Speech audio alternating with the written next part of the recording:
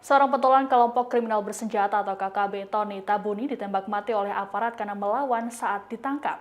Sosok Tony Tabuni rupanya sudah menjadi target dari aparat karena punya peranan dalam sederet aksi teror kejahatan, termasuk penembakan yang menewaskan Kabinda Papua, Igusti Putu Danikarya Nugraha beberapa waktu lalu.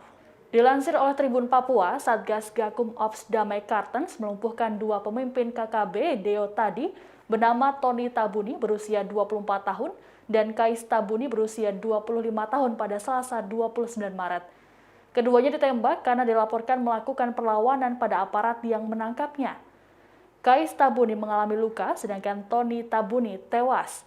Lokasi penangkapan berada di Kelurahan Siriwini, Kabupaten Nabire, Papua.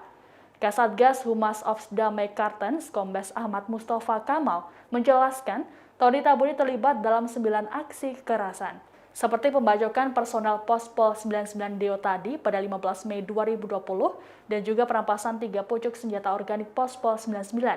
Kemudian penembakan petugas Satgas COVID-19 Ali Malik Bagau di Kabupaten Intan Jaya pada 22 Mei 2020. Pembakaran Bandara Bilorai di Intan Jaya pada 29 Oktober 2021. Penembakan warga sipil bernama Yunus Sani.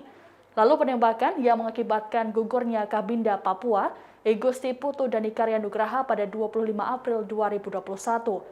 Terakhir adalah penembakan terhadap Satgas Yonif 408 SPH, Pos Koramil Dambet pada 3 Maret 2022. Dalam penembakan tersebut, seorang prajurit TNI bernama Pratu Herianto mengalami luka pada bagian leher. Saat ini Kais Tabuni telah ditahan, sedangkan jenazah Tony Tabuni dibawa ke Rumah Sakit Nabire.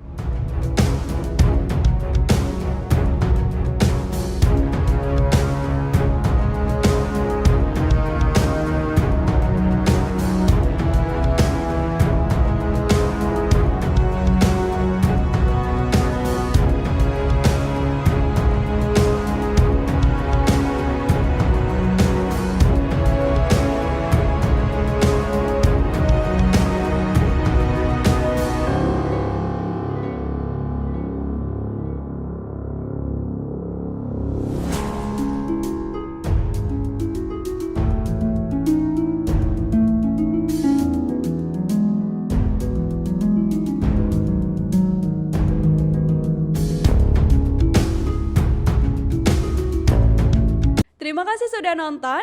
Jangan lupa like, subscribe, dan share ya.